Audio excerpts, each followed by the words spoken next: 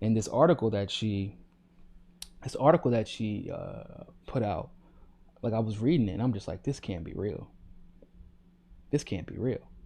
Like this dead ass. Like I and y'all know me, I'm a very open-minded person. I understand exactly what we're dealing with. I understand the type of people we are dealing with, especially when we're talking about like the Democratic Party's willingness to literally let people die in order to get Trump out of office and maintain power. Like I'm fully aware of that. But what I was not expecting was to have that fear concretorialized and cemented in the way that Whitney Webb was able to do in this article.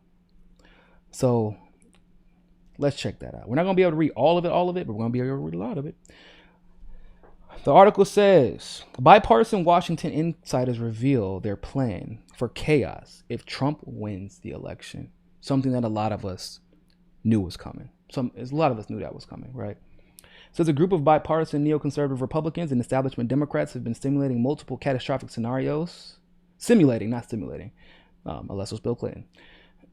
They've been simulating multiple catastrophic scenarios for the 2020 election, including a simulation where a clear victory by the incumbent provokes unprecedented, quote unquote, measures with the Biden campaign, which the Biden campaign could take to foil a new Trump inauguration.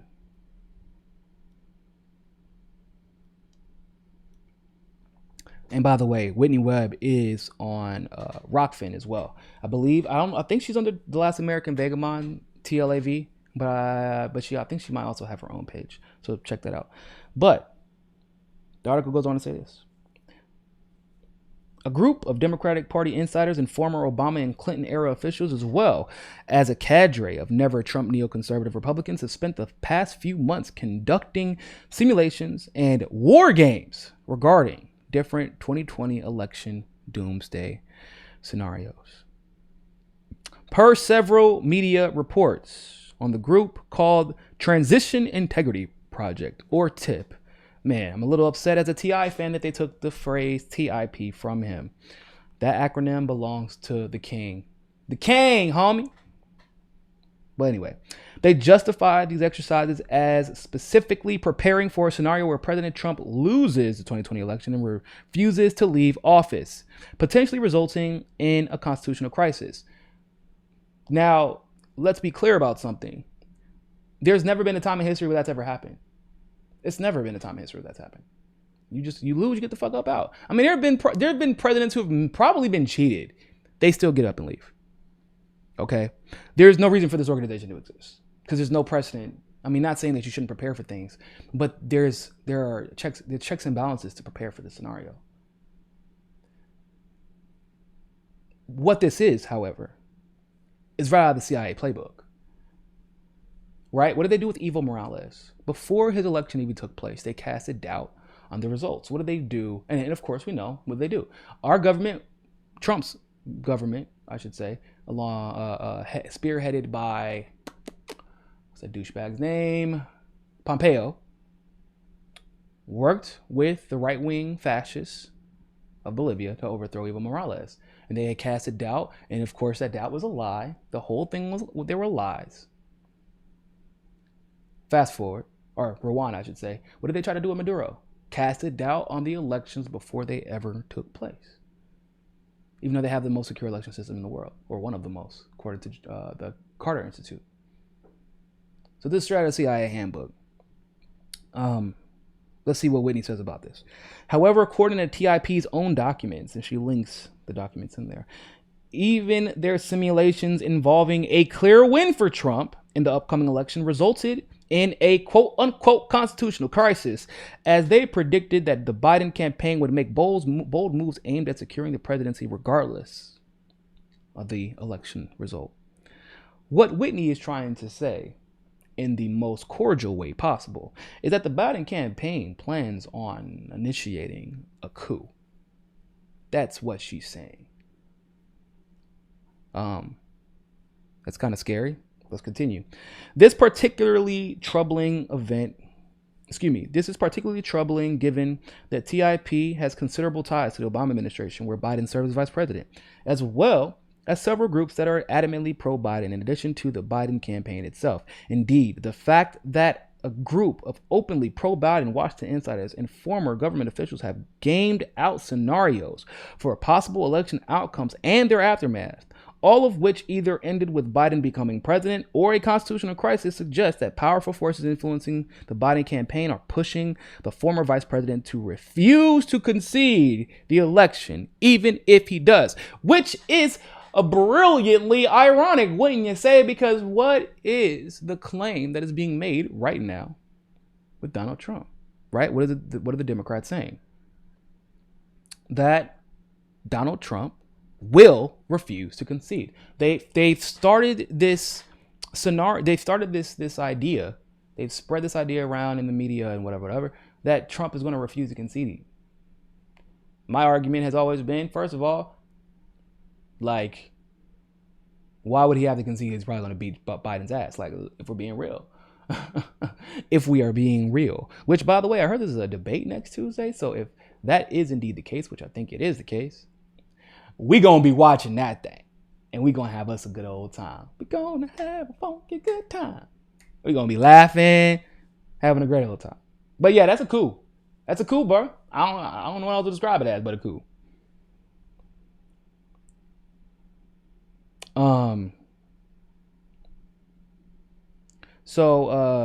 She goes on to say that such concerns are only magnified by the recent claims made by the 2016 Democratic presidential candidate and former Secretary of State under Barack Obama, Hillary Clinton, that Biden, quote unquote, this Hillary Clinton said this, Biden should not concede under any circumstances. Yo, this is crazy, bro. I definitely just had deja vu just now. And I remember thinking to myself, why would I be in this random place with these random people or talking to these random people? And this is like years ago that I had this deja vu. Like, this is crazy. Wow. That's not good because some crazy stuff happens next, but I digress. But it said that Hillary Clinton should not concede under any circumstances. Or excuse me, that Joe Biden, that's what Hillary Clinton said, that Joe Biden should not concede under any circumstances. I think this is going to drag out, and eventually I do believe he will win if he doesn't give an inch. And if we are as focused and relentless as the other side is, Clinton continued during the interview with Showtime a little over a week ago. The result of the T.I.P.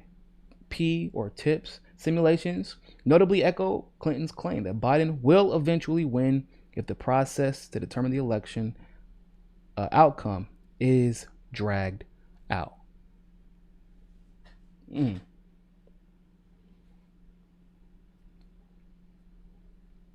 Just to give you all some more, because this is crazy. And I'm gonna if I can, when I go back, I'm gonna post a link, but I'm also gonna post the clip, and so you'll be able to get the link from the clip. But if you want the link, feel free to DM me on Twitter at Niko. You see all the Twitter stuff. Feel free to find me on Instagram, Niko MCSC. But this is wild to me. This is mind blowing. So it said that members of TIP met in June to conduct 4 war games that simulated a dark 11 weeks between Election Day and Inauguration Day, in which Trump and his Republican allies used every apparatus of government, the Postal Service, state lawmakers, and Justice Department, federal agents, and the military to hold on to power, and Democrats took to the courts and the streets to try and stop it, according to the report from the Boston Globe. That wasn't no New York Post, not Fox News. So I just want to make everybody aware of this. That was a report from the Boston Globe that admitted that they are just planning on doing whatever the hell they have to cause chaos. And I'm not a supporter of Donald Trump. But if he wins, it's because the Democrats are abysmal failures. And we should be fighting to uphold democracy. Let me be clear about something. Democracy comes before anything else. These are the same people who cheated to get Joe Biden to be the nominee to begin with. The same people who cheated to get Hillary Clinton to be the nominee to begin with. If Bernie Sanders was the nominee in 2016, we wouldn't even be having this conversation right now. Now, would we? We would not. But I digress. Now, she goes on to say, however, the simulations which examined what would transpire between Election Day and Inauguration Day in the event of a clear Trump win shows that the TIP, or T.I.P., simulated not only how Republicans could use every option at their disposal to hold on to power, but also how the Democrats could do so if the 2020 election result is not in their favor.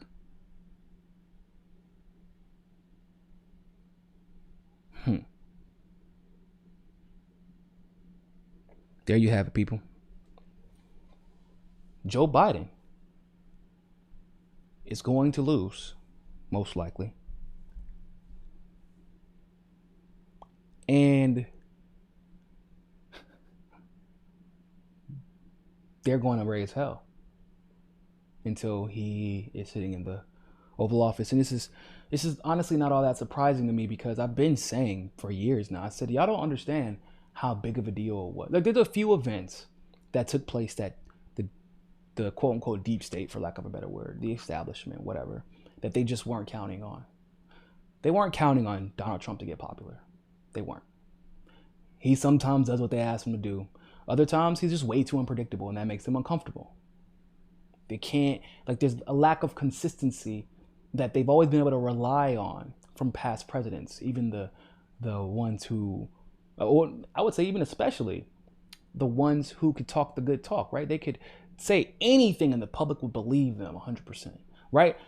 Obama championed DACA while simultaneously deporting more immigrants than literally any other president in history before Trump combined. So they love sweet talkers more than anybody else. So whenever Trump entered and blows up, that threw them off base. Whenever Hillary entered and then Bernie entered and just took the fuck off in a way that no one really expected at that point, and then of course people felt like they had to educate themselves on Hillary Clinton, then that messed up Hillary. And then WikiLeaks comes into play. Now, understand that up until that point, Hillary Clinton had the Clinton Foundation still open, was taking favors from the Clinton Global Initiative that James Comey, or the brother of James Comey, used to sit on the board of. Then, of course, she loses in spectacular fashion. I always reminisce about it. And then WikiLeaks comes first, exposes everything. She's done. She becomes the most unpopular person in the country. That was not counted on, people. That was not how it's supposed to go. Fast forward. Now, mind you, of course, we know that Epstein was on this sweetheart deal. All this is connected. Fast forward. Okay, cool.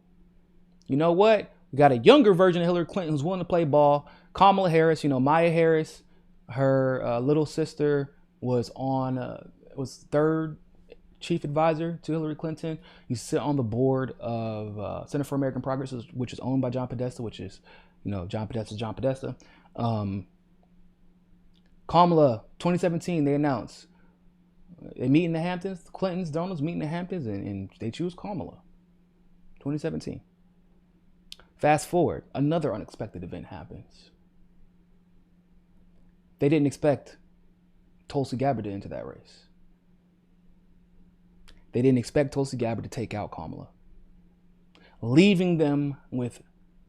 Oh, also, they didn't expect the Ukraine investigation to pop off, which all of them are also connected to. The Clinton Foundation helped to install the previous Ukrainian governments before President Zelensky took over. Obviously, Joe Biden threatened that prosecutor, or threatened the former president, so that they would fire the prosecutor who was trying to investigate Burisma while Joe Biden's son was sitting on the board. Nancy Pelosi was involved. The Atlantic Council was involved. I mean, a lot of people are involved. They weren't expecting that investigation to reopen because nobody was expecting President Zelensky to win. He was a progressive. So that happened. As Kamala Harris gets her ass, foot, and hands handed to her by Tulsi, So that killed them. And of course, Biden is being Biden, so he's like losing it. Oh, he's losing it every single day at this point. And now you have more pissed off Bernie supporters than ever before. You have the Tulsi wing of the party who's pissed.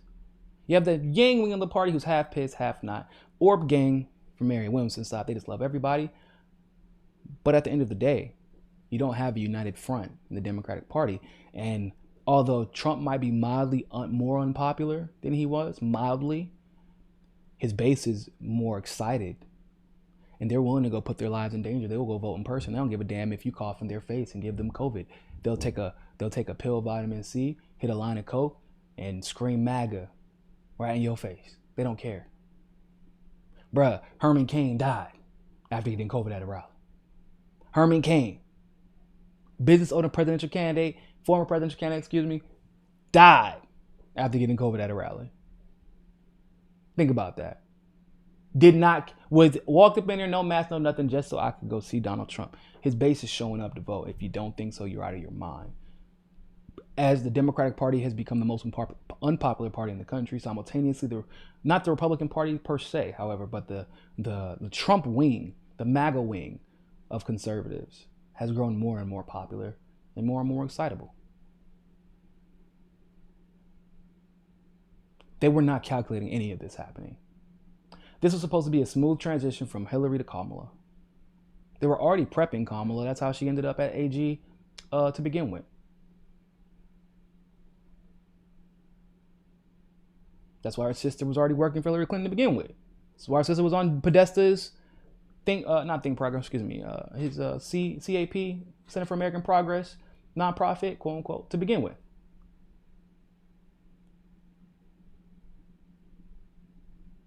They were setting all this up, and these random wrenches just got thrown into their plans. So if you don't think that there are favors that have to be paid, and they are going to do whatever it is they have to do to make sure those favors are paid.